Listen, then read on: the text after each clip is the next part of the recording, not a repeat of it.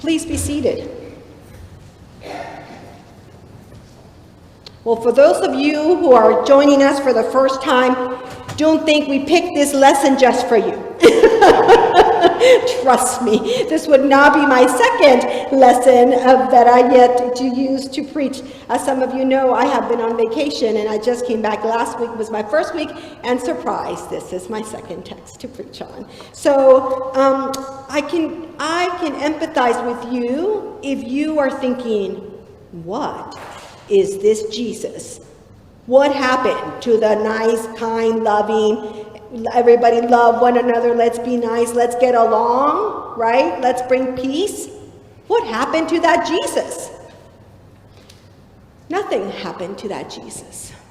That Jesus is still the same Jesus that is preaching to us today, that is talking to us today through his word. So let me just give you some context.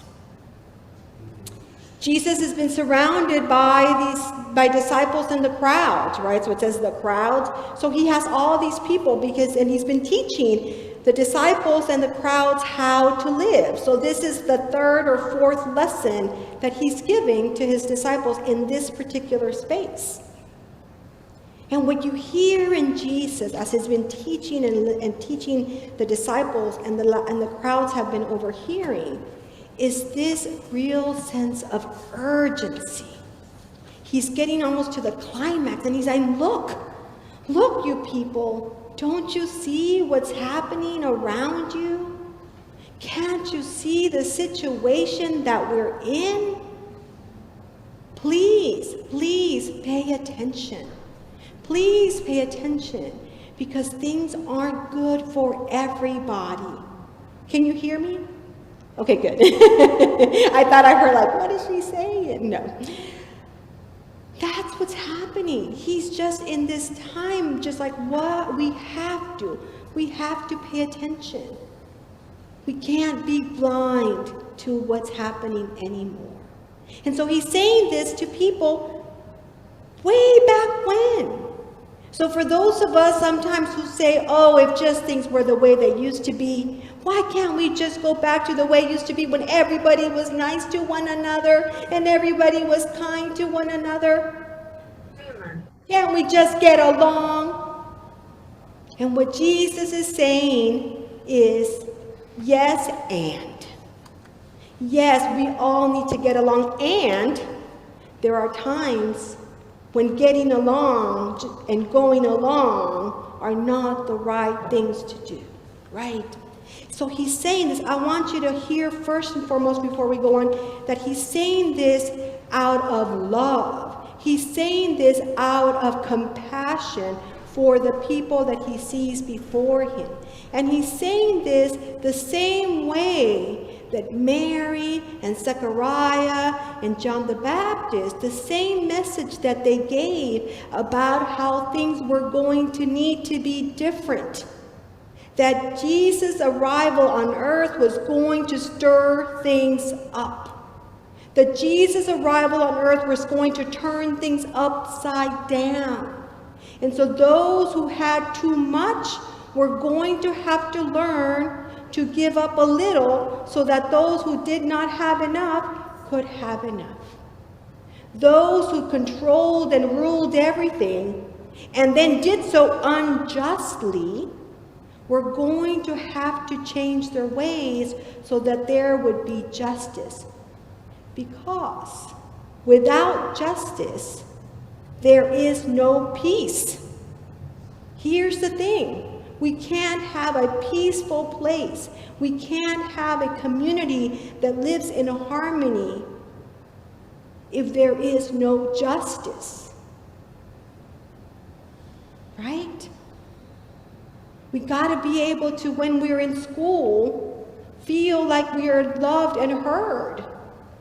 And so when somebody comes into school that may be different, that may sound different than us, maybe they're new to the school, maybe they haven't been in town for too long, right? Do we welcome them in? And that's just not for school, right? That's for all of us.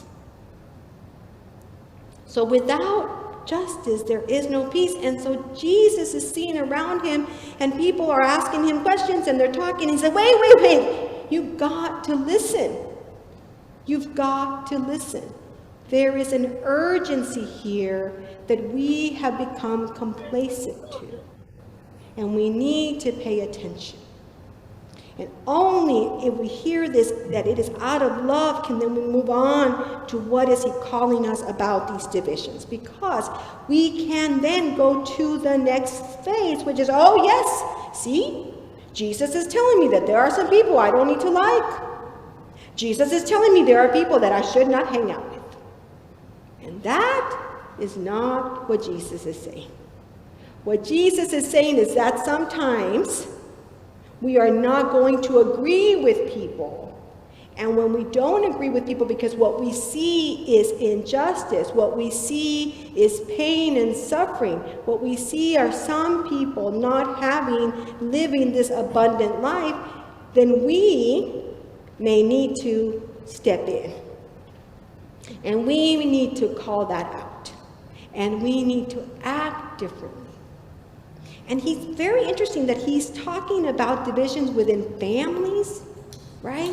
Within mothers and daughters and fathers, because at that time, the family unit was the unit, right? The most critical unit. That's where decisions were made. It was this very bonded, familial, and that is what stemmed, right?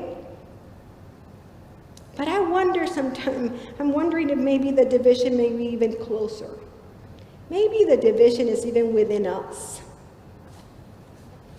Because I will say that it is not easy for me to do the right thing, even though I may know what the right thing is. Because it's not always convenient. Because it's not always comfortable. And so there's this kind of struggle within us also. And so part of what we're being called to do is not to point to the other people who are not doing what they're supposed to do, but maybe reflect on how are we living? How are we moving about and moving in our space? Do we also get caught up with the systems and the way of the world because it is convenient and easy? Or are we willing to say, no, I'm not going to participate? And all of us have examples of times in our lives when we have had to struggle with that. I shared earlier in the 8:30 service about I have read in the paper, I have seen lots of commentaries about how some companies are not very nice to employees. But boy, do they make it convenient for me. I can shop 24/7. Click, send, it's here tomorrow, right? Yeah, but it's not just Amazon, right? There's other places too. It is Amazon, and there are others. And we know who they are, but they're easy, they're convenient, right? And maybe it seems like cheaper, but there's a cost to all of this. There's a cost. And I know better, but it takes a lot more time to plan ahead, to get in the car, to drive the car. Oh, they don't have the right size. Oh, forget it. Right? It's not convenient. But all of us have to think about, how are my actions? What do I say on social media? Do I follow that line of conversation? Or do I say, you know what? No, I'm not going to engage in that. Or maybe to even say, maybe if we put ourselves in their shoes, we would think differently. Just to kind of put that out there. To stop that rhetoric of how they're bad and we are good. Because that's not what Jesus is saying. Jesus is not saying division for division's sake. Jesus is saying when we see injustice, are we willing to take a stand? Are we willing to change our course of action? And he's asking us to look, to interpret the times of today. It is so dry here. It is so dry. This is not the Austin that I moved in, even in 93. I mean, I'm not talking that long ago. It used to rain all the time here, and it's so dry. Monterrey, Mexico, which is not that far from here, has no water. They have no water. They're importing water in pallets to drink, and they have told the brewers, the beer brewers, they are no longer allowed to brew beer because there is no water. It needs to be used to drink and to bathe and to care for the plants and animals. No more. The conditions of our economy, the conditions of our earth, the conditions of our families, these are times for us to interpret them. What does this mean for us and our actions? And not just to point fingers. Holding accountable, I'm all for that. We got to hold our elected officials accountable, absolutely. But we also have to reflect on our own actions and our own ways so that we can turn around. This sense of repentance, turn around so that we are reminded of God's mission. We as people of faith, as a community of faith, need to return to God's mission. And what is God's mission? What is it that God calls us? To walk humbly with our God, to care for the orphan, to pay attention to the widow, to side with the weak. That's the call that God has for us. And Jesus has set forth this path.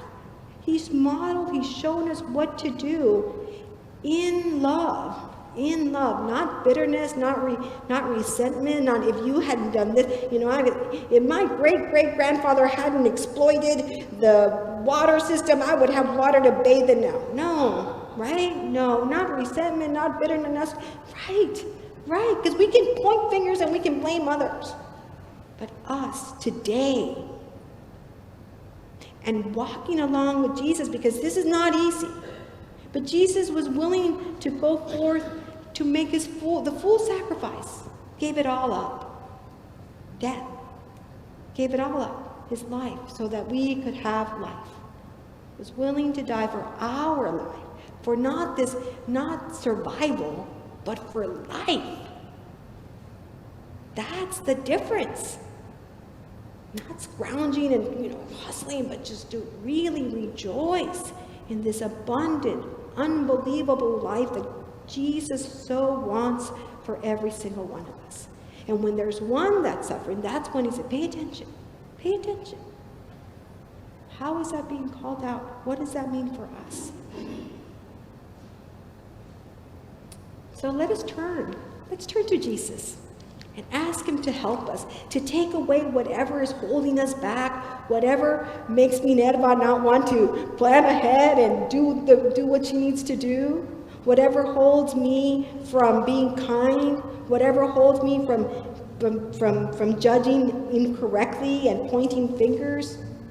Let us, all of us, call on Jesus to help us shed what's there, what's holding us back, and to remind us that we can, through God's power.